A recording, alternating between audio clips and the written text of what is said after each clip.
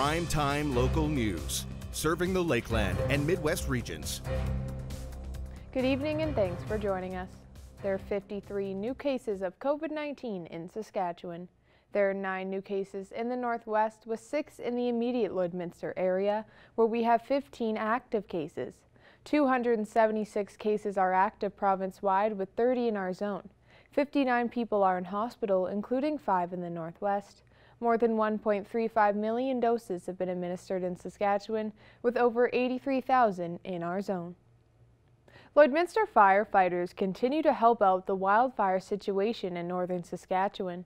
6 members were deployed north to the Buffalo Narrows and Meadow Lake areas last Friday upon request from the Government of Saskatchewan.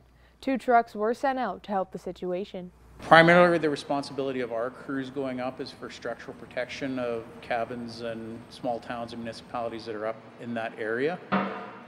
We can be tasked to assist with any wildfire efforts in the area if it's deemed necessary by the fire-based commanders there. Sawicki says if necessary, more crew members will be available upon request to rotate out their current members up north after their 7-day mandate. We're currently looking in to see who's available to go, and then we'll have them ready to go early Friday morning if we're requested to continue. The amount of members going up north does not affect response times in the city. As of today, there are 167 wildfires currently active in Saskatchewan. Lloydminster City Council is joining the City of Airdrie in calling on the Alberta government to put an additional levy on tobacco manufacturers and importers. As Jace Mackey explains, proponents of the idea want manufacturers to pay, not just consumers. From the negative health effects to littered cigarette butts on streets, the impacts of tobacco use are felt by every level of government. That's what's led the City of Airdrie to pass a motion asking the Alberta Urban Municipalities Association to advocate to the provincial government. They want to see Alberta establish a 5% levy on all revenues collected in Alberta by major tobacco manufacturers and importers. An Airdrie councillor then reached out to see if Lloydminster would second the motion. The work that has been done by the past councils around tobacco reduction and the licensing and supporting groups that were helping promote the reduction of use of smoking, it was important, and they saw that and they said, boy, Lloyd would be a great place to second that, because we've received awards from various organizations for the work that council has done in the past. The funds collected from the levy would go towards support programs and strategies to reduce tobacco use in Alberta. The province currently collects $750 million annually from taxes on tobacco products, but the cost of tobacco use exceeds $1 billion each year. The new levy would apply a polluter pay principle similar to what energy and transportation companies may face. If we can lessen smoking, because that's really what we're trying to do here, and help them cover some of the costs that are incurred, because as we heard today, it's not a cost recovery. It costs the province of Alberta more than that they receive in tobacco royalties and taxes collected. So that's one of the challenges that was brought up, and I think that's something that needs to be addressed at the provincial level. And all we're asking the province to do is look at it and do that. While Lloydminster City Council passed the motion, some councillors believe the decision should be left solely to the province, as the city does not have jurisdiction to establish the levy. Mayor Albers believes it's important for municipalities to advocate to other levels of government. It is for the greater community. Some of the things we do may not have the impact for our city that they might have for a town or a village, and that's part of working with the AUMA. It's for the greater good of the community. And when we think about it, there's a lot of people that live in urban settings. So with the work we do and the recommendations and items we support have a much greater involvement. The motion will now move to the AUMA for a decision at a future meeting. For Primetime Local News, I'm Jace Mackey.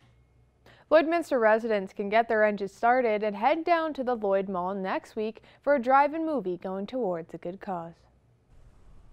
Throughout the pandemic, we've seen drive-in movies make their return, as it's a way to stay safe in the comfort of your own car. And on Thursday the 29th, the Lloyd Mall will be hosting their annual drive-in movie in partnership with the Lloydminster Rescue Squad. We're always about building community, being involved with the community, and working with our local partners and local business in Lloydminster and area. Again, just how important it is to support local. The tickets are $25, and with the help of community sponsors, that comes with a family bag of popcorn and candy. $25 per vehicle goes towards the rescue squad and, goes towards equipment or training, and definitely a worthy cause. Certain retailers at the Lloyd Mall will stay open later to accommodate moviegoers. Tickets for the movie will be available at the gates on the 29th.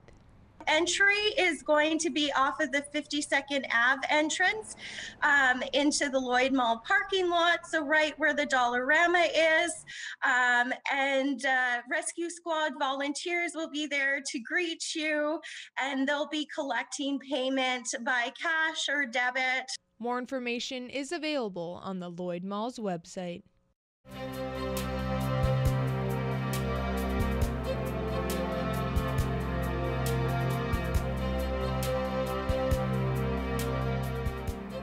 All right, thanks a lot, Jasmine. As we're taking a look right now, still seeing that overcast among us right now, but we didn't quite get a lot of those thunder showers that we were expecting yesterday, but a little bit cloud coverage throughout the day, and there is a slight off chance we could get some rain, but for right now, it's just going to continue to be just some overcast at 22 degrees right now. For us, other areas in the area, we look at Vermilion and Vegreville at 19, along with St. Paul, Vermilion as well. 21 up in Cold Lake with 20 degrees in Edmonton, 29 in North Battleford. We should start to see some heat for us here in the Lloydminster area, hopefully in the next couple of days or so, as things will start to clear up by midweek, by the late parts of the week here, until we can get some nice sunshine back into the forecast. A little bit of rain or precipitation making its way eastbound there, as you can see on the satellite radar map, and also some other areas of rain making their way up from southern Alberta as well. But there is the slight off chance that we could see some of those showers into the Lloydminster area, as we are finally going to start to see things hopefully clear up soon, as the sun is expected to come out a little bit more, as well as the heat. As we take a look in North Battleford overnight, 18 degrees,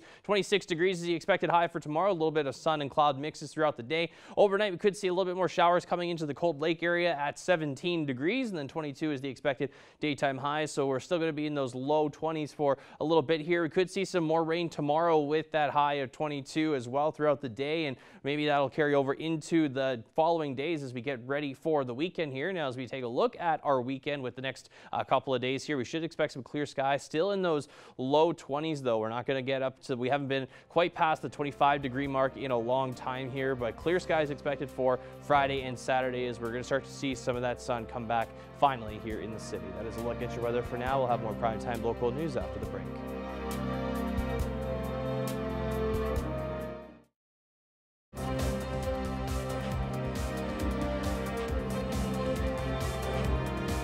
Welcome back. Farmers in both Saskatchewan and Alberta are feeling the effects from the lack of moisture for this year's crops.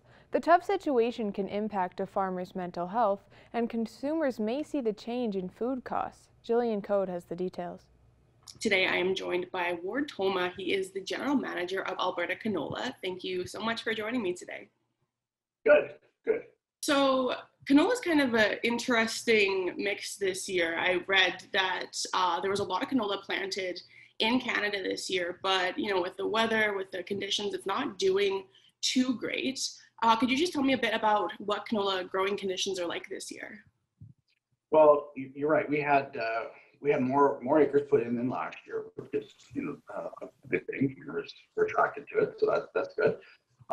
And we had a really good start to the year. We had from top to bottom in the province, we had pretty good conditions planting. And then things started getting worse in some spots. The south kind of started drying out right away, and by beginning of June, they were kind of in some stressful situations. And in the Peace as well, they planted and didn't get any rain. Everybody had good soil moisture, and so that was helping things carry along.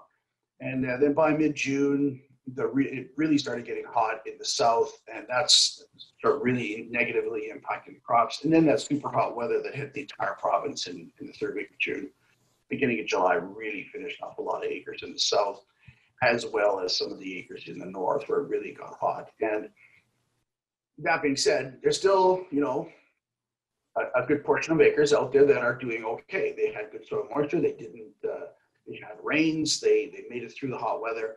So they're still coming out with a crop.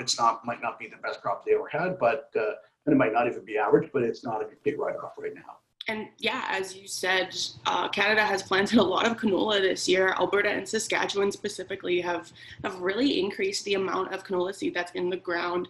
It looks good on paper. What are the conditions like out there, though? Well, we should be able to meet commitments, but it's still kind of early. I think looking at the Alberta government's Agriculture and Forestry Ministry's crop condition report, about a third of the growing region in the province is in very poor condition. A third is in average or fair condition, and a third is about in good condition. So, that speaks to an average crop yet, but it means that there's going to be a few farmers that are going to be in some pretty tight straits and pretty tight spots come fall. And I'd imagine it's really hard because really all farmers can do is watch the forecast and hope for the best. This is a very stressful time, and droughts like this, we've been through this before, and it is very, very stressful on farmers, and farmers need to know that there are resources out there to help them through this, either from a farm business standpoint, from a crop protection standpoint, or from a mental health standpoint. If they need someone to talk through their troubles and their worries and their concerns, they need to seek out those resources to be able to help them with their livelihoods and their families. And, obviously we can't predict what the yield is going to be at the end of the crop year, but going at the rate that we are going at, what is the long-term impact of that? The longer concern is that we don't have enough canola seed for all of our buyers, and that includes the crushing plants that we have here in Alberta, as well as our good customers in Japan, the United States, and Mexico, as well as China. Will consumers see a difference on grocery store shelves with canola? It's entirely possible. I mean, the Alberta is right now on the edge of a prairie-wide drought. Saskatchewan is pretty much in the center of it, as well as this harsh weather is hitting a lot of the growing regions in the United States. And there has been a huge jump in the past while on global demand for vegetable oils. So the price of vegetable oil to food manufacturers and the food industry, the restaurants and fast food organizations, has gone up as well.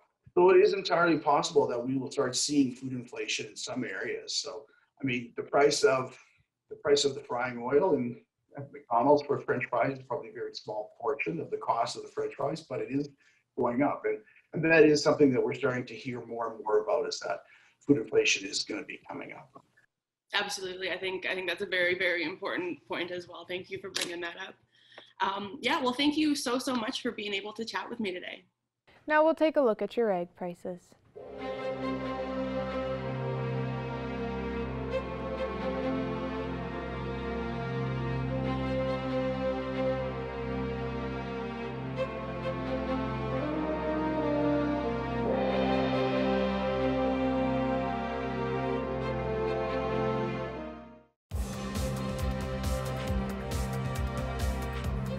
For the first time since the summer of 2019, Rolling Green's Fairways will be hosting a golf tournament with no restrictions. Evan Kenny has more ahead of the tournament. After taking last season off, Rolling Green Fairways is once again hosting their 4th annual Farm and Ranch Charity Golf Classic. In the past 3 years, the tournament has raised just shy of $58,000 for groups in the community. Lloydminster Rescue Squad has always been a focal point for us, as has the Regional Health Foundation, with whatever project is important to them at the time or whatever they have sort of going on.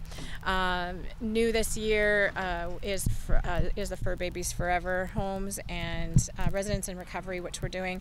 We're doing that one in memory of Jackson Hornet Schmidt, who passed away unexpectedly not that long ago, whose family is close to us, friends with his parents, and his brother works here, and so we are doing sort of an honorarium beneficiary to the Residents in Recovery as well. While Walker is the woman in charge, there's more people to thank for the support. It's awesome. It's humbling too, though, because we can't do it without the sponsors. Yeah, it's our time and it's our energy and it's our organizational skills and all of that, but it doesn't happen without those companies coming forward, and it all just at the end of the day goes back to the community. So again, it's we spent quite a few hours organizing, but we can't do it without those sponsors. So Rolling Green Fairways has hosted a number of tournaments already this year, but Thursday's round will be the first without COVID-19 restrictions. This is something Walker can't wait for.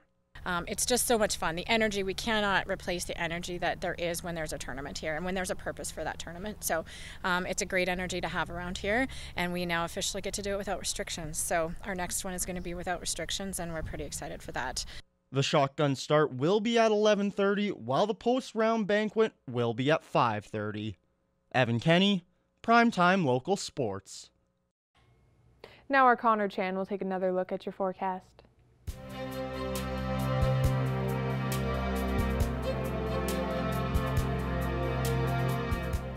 All right, thanks a lot, Jasmine. As we take a look at temperatures, still sitting in those mid-20s and in the high teens in some parts of Alberta. There is a chance that we could start to see some thunder showers for tomorrow. There is a bit of a greater chance of those showers happening tomorrow. I know we were expecting them yesterday for today, and vice versa. But it's tomorrow where we could likely see some thunderstorms, as we are expecting that in the Cold Lake areas into the evening. But looking out west right now, as we take a look at some other temperatures, 20 degrees in Edmonton and Red Deer, 19 degrees in Edson and Rocky Mountain House, with 27 degrees in Jasper. So some parts of Alberta are still definitely warmer than most. Looking in Saskatchewan, temperatures 29 in North Battleford, Saskatoon, and 25 in Prince Albert and Melfort. Looking up into the northern areas as well, we could see lots of severe thunderstorms as well for parts of Alberta, northern Alberta, and also northern Saskatchewan. 19 degrees in La Loche and Buffalo Narrows in La Ronge, with 24 up in Stony Rapids, and 21 in Uranium City right now. Moving over to the northern Alberta area, still also in those low 20s to high teens.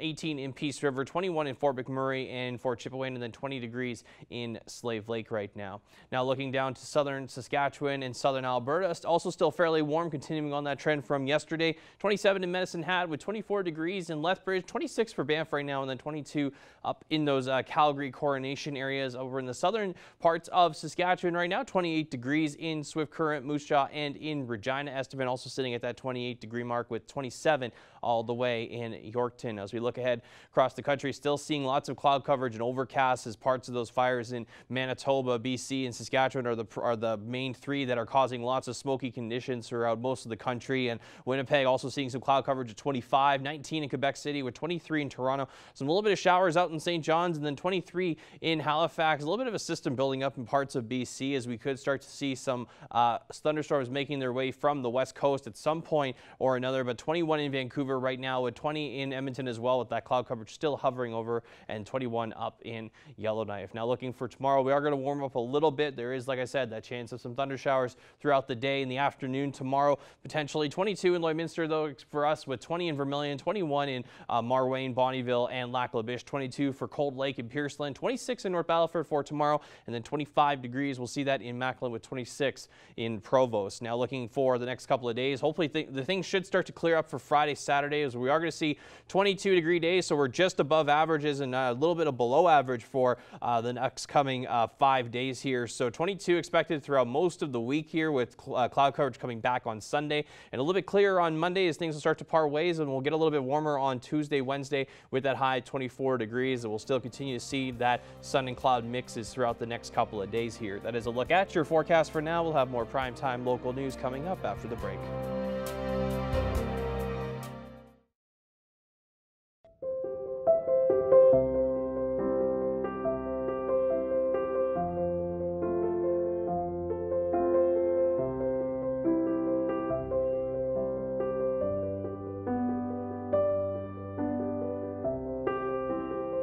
Stephanie Dobson is with us again today. Stephanie is a local lawyer and mediator here in Lloydminster with Hanka Divorce Law and Mediation. And this is another episode of Healthy, Thriving Families in Two Homes. And Stephanie, today we were talking about how we've really kind of dug down deep when it comes to the subject of divorce and separation, but we're going to get a little more generic today and kind of, I guess, keep it wide open. So let's talk about the topics that when people are separating and divorcing that they need to resolve when this process is happening. So let's start with that. You know, when I was thinking about what we could talk about in today's episode, I was really thinking exactly that, Stacey, that so often we look at specific topics and we really take a deep dive into each of them, but we haven't really looked at that 30,000 foot level of, okay, so I'm separating, or I'm facing separation or divorce. what now? What do I do? What kinds of topics do I need to think about? What do I need to consider? And so I sort of look at this as a bit of a 30,000 foot level overview of, looking down. Now, of course, everything is going to be extremely general today. We don't have time for that deep dive when we're looking at this overview. But there's really 4 things that we would be normally looking at, the topics that we would want to cover. So first, it would be a parenting plan. The second is child support. Third is spousal support, and fourth is your division of assets and debts. So with that whirlwind, let's try to get a little bit into each of them and give our viewers a little glimpse. All right, well, Stephanie, then let's start talking about the parenting plan. We have spoken a little bit about this in previous episodes, but in essence, what does that mean, generally speaking, to have a parenting plan? Right. So a parenting plan is basically a guide book of how you and your other parent are going to parent the children post-separation. And so it contains, of course, a myriad of things. There's some parenting plans that I create that are 1 page long, and there are others that are 30 or more pages long. And so, of course, the level of detail will vary. But there's 3 main points that you put in every parenting plan. One is the schedule. So we either talk about this regular school-based schedule for parenting or the holiday-based exceptions to parenting, the schedule. The second thing is the decision making. So how will decisions be made between parents mutually, or some things can be made by one parent or the other. And then third is sometimes we want to develop a communication plan. So communication is one of those big things that a lot of separating families have a hard time with the communication. And so we want to try from the ground level is to try to create a communication plan that will set out for effective communication going forward in 2 homes. Well, and the next thing that you mentioned, Stephanie, is child support. So let's talk a little bit more about that. Well, our viewers might remember we had an entire 2-part series on child support. So of course, today it's going to be very, very general. But so really just the basics. So there's child support is divided into 2 categories. There's the base support, and then there's the extras. So we look at using the child support guidelines to help us to determine base and the extras for support. But basically for base support, it's based on 4 things. Number 1, the paying parent's income. Number 2, the number of children. Number 3, the province of residence of the paying parent. And number 4, the parenting schedule. And then, sorry, go ahead. And then for just as the final point for those extras, those are the certain categories of expenses, and we don't have time to get into them today, but the categories of expenses that get shared between the parents proportionately to their income. Well, and speaking of parents, spousal support is another thing that, is obviously a big thing when it comes to separating and to divorcing as well. So how does spousal support work? So spousal support is an amount that would be paid from one spouse to the other to help them financially post-separation. So there's really 2 questions that we go into with respect to spousal support. The first question is entitlement. Is there a legal entitlement based on the legal principles and the facts of your particular family to an entitlement to actually receiving spousal support? If there is, there's these things called the spousal support advisory guidelines that really will help us on a formulaic basis to figure out how much for how long. So of course, there's so much more to spousal support, but that's the basics. And now the last thing we're going to discuss today, Stephanie, is a division of assets and debts. And again, we did speak about this previously, but tell us a little bit about that process. Right. So division of assets and debts is on what we call the basis of community property. So it's a legal principle called community property. So the way I like to think about it is like a big pot on your stove. And what we're trying to do is we identify all of the assets and debts that each of you own. So it's anything that the wife owns goes in the pot. Anything that the husband owns goes in the pot in their legal name. Joint ownership goes in the pot. Anything even that's in the kids' names goes in the pot. Once we figure out what's in the pot, then there's certain things called exemptions, and of course too much detail for today, but then there's things that we take out of the pot called exemptions. So then we divide that pot in 2. So in order to figure out what goes in that pot, we need to transparently exchange things. And we talked in another episode about what the heck is disclosure and the exchange of, which is the exchange of documentation between spouses. So you make sure that you transparently disclose everything. And then our job is to create a net worth spreadsheet. And that's basically everything that's in that pot gets listed in our spreadsheet. It gets valued. And then we have to figure out who's keeping what. What's the husband keeping? What's the wife keeping? The goal at the end then is to take those values at the very bottom of the spreadsheet and to say how balanced or imbalanced is the spreadsheet between what the wife is keeping and what the husband is keeping. And then we try to figure out what is that, how do we equalize that, right? And that's where people will use the word settlement payment or equalization payment in a separation or divorce. So All right. 30 seconds or less. Well, Stephanie, thank you so much. Once again, there's always just so much to consider in this process, and we really appreciate you going through this and helping our viewers sort through it if, unfortunately, they're having to go through it. So once again, thank you for joining us, Stephanie, and we'll speak to you again next week. Thanks, Stacey.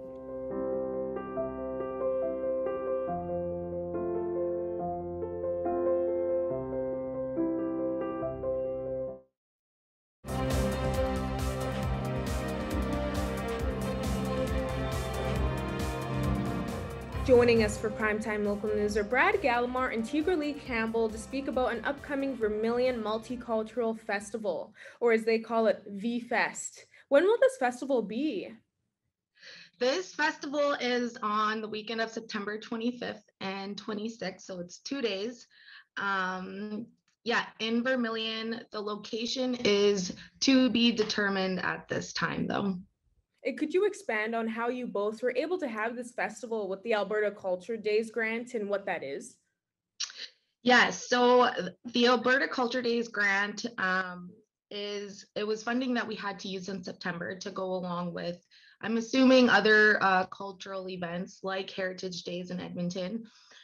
So that's how the event is being funded. We're also doing our own personal fundraising for anything extra that needs to be paid for. And it was just really cool. This is our first grant. For some reason, the government approved us, but they can't take it back now. So we're pretty excited to actually go ahead with this multicultural event. Mm. What will all be involved for people to enjoy at the festival? So we will have performers, a couple speakers, food trucks, different vendors, all local. I'm hoping that we'll have a blanket exercise this time as well.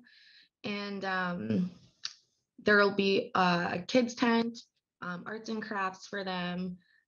Yeah. And there will be face painting. So if you see me dressed as Spider-Man, don't say a thing. And this is the first year that Vermilion will be having this V-Fest? Yes, this is the first year and it'll be annual. So hopefully we'll be able to do this every single year, bring this awesome event to Vermilion, and yeah, bring the community together. How has the planning process been trying to get this festival to happen? It's been good. I think it's coming at the right time where COVID restrictions have lifted. So we have a lot more to play with.